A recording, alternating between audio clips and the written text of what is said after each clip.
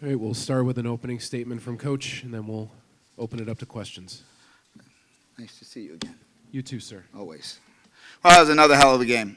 I tell you, I am so proud of our, congratulations to Creighton, of course. They kept fighting, and, they hit back-to-back big threes at the end of regulation. And I probably should have fouled when we were up 3 with 11 or 10 seconds, and they put the ball on the floor. We should have fouled there. I don't know it. It's my fault. And so, yeah, I'll take the responsibility for that. And then in overtime, it was a great overtime. We ran a great play. I thought the staff did a great job preparing us. Coach Falco, Jose, everybody did a great job preparing us. And the kids followed the game plan tremendously. I was just so proud of the kids. We asked a kid like Victoria on a bad knee to play 40 minutes today, and while she didn't score, she was tremendous out there. And, and Lauren Park Lane was, you can't even put into words what she did. Sydney sprained her ankle, so she's a little sore. But, Azana made a great pass at the end of the game. I thought Maya Bemby played her heart out. Just really proud of the kids, again, for just, competing so hard and playing so tough against an outstanding team that Creighton is. And they have great players and great coaches, and we defended their last play really well. And they grabbed an offensive rebound, laid the ball in the basket. But we followed our game plan to a T. We said there was no way we were going to let them score 25 or less points in the paint, and they had 24. And I'm so proud of my girls and my staff. And it's hard after a loss to be happy, but as disappointed as we all are, because this is a program that we expect to win games. I thought this was a great job by our student athletes. I really did. Before we go to questions, just a note about Park Lane, the 36 points. That's the most ever for a Seton Hall student athlete in a Big East tournament game. Raise your hand if you have a question. We'll get the microphone over to you. We'll start here in the second row in the middle. Megan Gower, Hoop Stats. Can you just speak a little bit more to Lauren's performance and just how incredible she was for you guys in this game? Yeah, she's incredible every day. She's a wonderful human being, great person, and we're proud to have her. And she's going to go down as one of the greatest players to ever play here. I'm really proud of her. I just would love to have gotten this win for her, and she would have wanted to get it for her team, but she was just tremendous today. Tim? Coach, Creighton was just firing on all cylinders in the first half from behind the arc. What kind of adjustments did you make in that going into the second half to limit their three-point production and, race out to that 8-point lead that you got to in the fourth? Yeah, honestly, none. We followed the game plan perfectly. The game plan was to make them shoot as many three-pointers as possible and not give them paint points. We're not going to hold them. We're going to guard the three and run all the way out there. So instead of the 13 threes they make 11 or 10, but they score 50 points in the paint or 40. They scored 24. That was our game plan. We did a great job. Obviously, in the last two shots, we didn't want them to make threes. But when we really wanted to defend them, we did a great job. It's just hard to lose 13-2 from three, but, we took 14. And, Jayla and Victoria had great looks to win the game. They make either one of them, we're winning the game. We're going up 9 or 10 points, and they just missed. They were great shots, but those kids played their heart out. Again, people look at, they made 13 threes. They made 8 in like the first 10 minutes of the game. I think they had in the first half they had 8. They had 5 the rest of the half, and they still only scored 24 points in the paint. We outscored them 34-24. We did a great job. I'm proud of the kids. It was just a tough loss at the end to lose that way. It's just, just difficult. We'll go right here, third row. Lisa? Hey, Coach. Lisa Roman, Big East Digital. You seem so proud of this team. What was your message to them in the huddle right there on the court? I told them, hold your heads up high. Last year we lost on the last second shot. This year we won on the last second shot. This year they won. It was just a great game, and, it stinks on an offensive rebound to lose. But, our kids played hard, and we lost to a really good team. It's not like we lost to a team that stunk. They're really good. I thought we did a great job. Our game plan was to attack them, drive it at them. We took 24 foul shots. We did a great job. I'm just proud of the kids for that. They followed the game plan, did exactly what we were supposed to do after playing yesterday, and, we lost to a really good team. Back here on the left. Coach B, Maya played just 12 minutes yesterday against Xavier. She played 41 today and almost delivered again for a second year in a row. What in the game plan allowed her to be so much more involved in today's game? Yeah, well, I think Maya did deliver. I mean, she scored, but she played great defense all game. I mean, she guarded, Morgan Malley and held her to 13 points. She's one of the best players in the country. I mean, Maya's a veteran, a team player. She wants to do what's best for the team. We told her yesterday she wasn't going to start. We wanted to go more athletic, and she, we needed to get a little bit of ball pressure in. Today, we knew we were going to go back to her today, and she was ready. And look how great she played. And her stat line doesn't even indicate how great she played. I'm just proud of it. Maya epitomizes what Seton Hall basketball is about. Kid who tries hard, is a really good student athlete, and wants to do well for the team. Anything else for Coach? Great. All right, Coach, thanks. And I have to tell you, I thought that the Big East put on another tremendous show, from all our digital things to the pre and post game shows. Having Pam and Lisa do that, and Megan on the sidelines, and obviously John and Kim. Like, this is why this is a great league. I look around these other leagues, and it's all this is a family. This is a really family. And it starts with Val running a great program, and obviously Pam does an amazing job, and Bobby Mullen with all this digital and all this TV stuff. I'm just really proud of being in the Big East, and I get, I'm a very emotional guy, and I say how I feel, so I think it's very important for me to say how I feel, and I'm really, really thankful for what a wonderful job the Big East did in putting on another great tournament, and I wish the next 3 games to be as exciting as the last 2 games were, and then we'll all be happy. Okay? All right, and thank you again, everyone.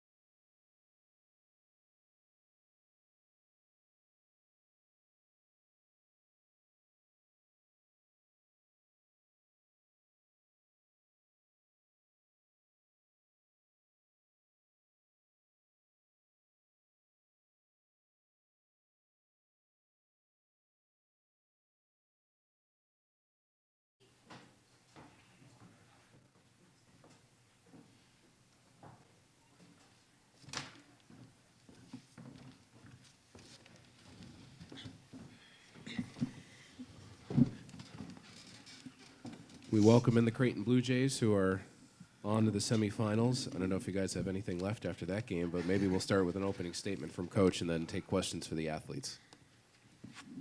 Yeah, I'm usually in bed. I've been in bed about 2 hours by this time, and I think it'll be about another 4 hours before I'll be able to fall asleep. That was a great game.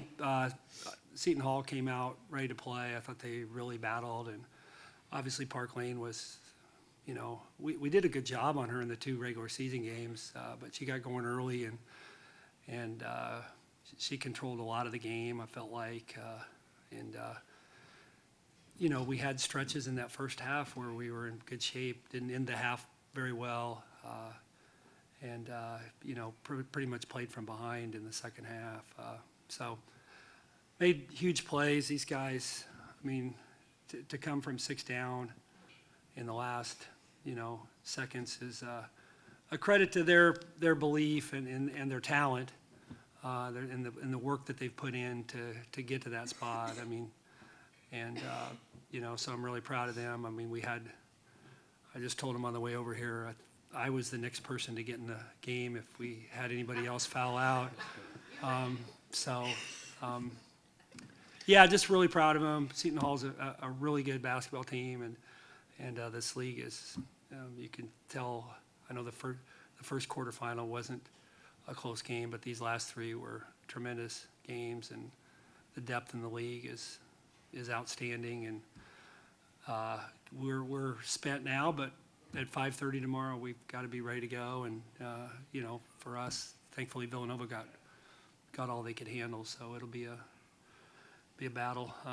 The 2 games with them were probably not indicative of either team's strength, but so it'll be fun, but I'm fine if we don't have to play the 9:30 game next year.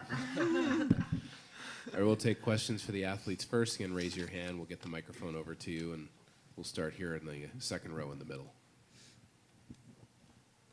Morgan, last year it was you guys on the other end of the buzzer beater losing this game. How did it feel to flip the script on that today? It's like a perfect ending because, you know, going into this game, it was the exact same as last year. So to have that happen was pretty crazy. Go to Tim here in the front row. Emma, on that game-tying 3, I mean, I credit your coach for it. It was a beautifully drawn set. I mean, were you ready to catch and shoot, and did you know Rachel was essentially the decoy? Like, she had a wide open on the top of the key, but she baited the defense in for you to get a wide open 3 in the wing. Yeah, I mean, I definitely didn't know that I was the one that was going to be shooting that. Rachel was open. I thought she was going to shoot it. And in the locker room after the game, she was like, yeah, I wasn't shooting it. I just saw you, and I passed it to you. And I was like, okay. So I didn't really have time to think about it. So it just went up, and thankfully it went in. Any further questions for the athletes?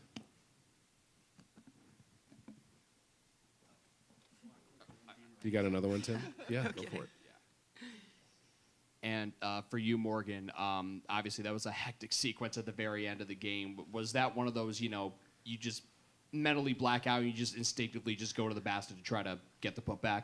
Yeah, we like sort of had a play drew up, but Emma, like the way we caught the ball, Emma really wasn't going downhill, so it was kind of like broken, and luckily she chucked it up there with enough time remaining, but I was just like, I didn't even know we were losing. I was like, oh shit.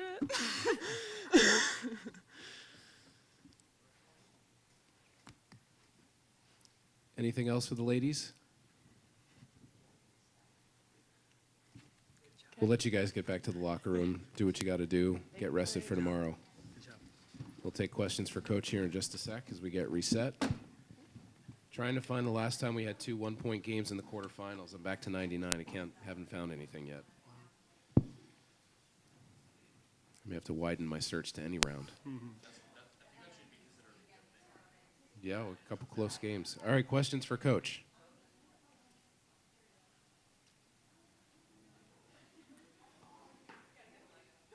Tim, I'm sure you've got a question. Coach, I definitely want to ask you about that set at the end of regulation. I mean, you could have prepared for a scenario where Seton Hall was going to foul you up 3 with a foul to give, and obviously the double bonus situation. But what were you looking for in terms of a setup for Rachel, Emma, or any one of your shooters to take that game-tying 3? Well, Morgan's right. I mean, the one before that, when Morgan made the corner 3, that was one that I just drew up on the fly. We didn't have that in, but they executed it. It was just, we got Morgan to the weak side, and then I tried to get cute and do something a little bit different. But the point was the ball did get moving, and they were in rotation, and I'm like, I thought what Emma thought, which was that Rachel's probably should have shot a wide open 3. And when she put the ball on the floor, I thought maybe she was going to shoot a 2. But, she made a great play, and Emma caught it ready. And, I think that's what I really am proud about, is that we missed some shots for the greater part of the game. And to still believe in yourself down the stretch is huge. And then the other part that I told him is we executed down the stretch, but we won the game on Morgan's putback, which is an effort play. It's a that's just a blue collar play. And as a team, that to me is more satisfying even than that we executed down the stretch, is that we went and made a play to win the game in that fashion. So yeah, I mean, we didn't have a lot of options. I think that, and when you're down, like we were, a sense of desperation sometimes clears your mind a little bit, because you have to execute, and you have to let the ball fly. You can't hesitate. We'll go right behind you, Tim. What does it say about the mental toughness of this team to be able to come back from that deficit in the fourth quarter and then kind of fight it out and get the win in overtime, even through all the foul trouble and everything? Yeah, I mean, I think, just like you said, there's Keani Lockett, who is a freshman guard, and I thought she did a great job of going in there and competing against Park Lane, and in a situation where we had to have her do that, and but on top of that, I thought our veterans just, they were real positive, and I just liked our sense of belief. But that's, we're an experienced team. We've, obviously the run that we had last year in the NCAA tournament makes this team probably a little bit tougher mentally than a lot of the teams we've had, because that you have to have a sense of belief to do that. And I think, I thought Seton Hall was really prepared and played really well, and I felt like in the back of our mind was the fact that we lost to them last year in this game, and I think you got to fight that a little. So I think that's also pretty gratifying that we were able to kind of overcome that, because I think when you look at the game kind of slipping away in that third quarter into the early fourth quarter, it's easy to be like, okay, here we go again, and I thought we didn't give in to that. Back to Tim here in the front row. So that overtime, it really was just back and forth, back and forth. As the coach, it's normally your responsibility to keep your players level-headed, to navigate those highs and lows. But as a coach, I mean, could you possibly describe the swing of emotions as, you guys went tit for tat?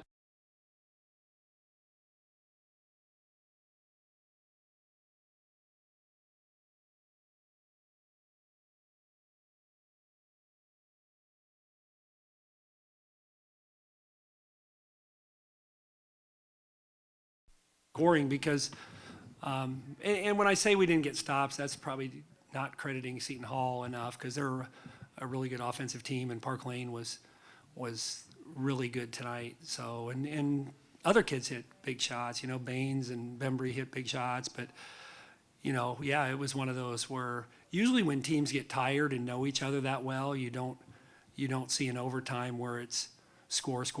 You see it being a little bit more of a struggle to score. So, but we hung in there. I thought our movement, our player movement was good, especially for being that late in the game. And that's, I think that's encouraging going forward that, we can be a team that doesn't just, kind of sit on the ball in a situation where we're a little bit tired. I thought we fought through fatigue and ran good offense in the overtime. Well, I think that was the shot across the bow from the audio, so I think we'll stop it there. We'll let Flan get to bed, Okay. and we'll see everybody here tomorrow for 3 o'clock for the semifinals. Okay. Congratulations. Thanks. Appreciate it. Good to see you guys. Thanks, Tim. Thanks, you guys. Appreciate it. Nope, not for me in the morning.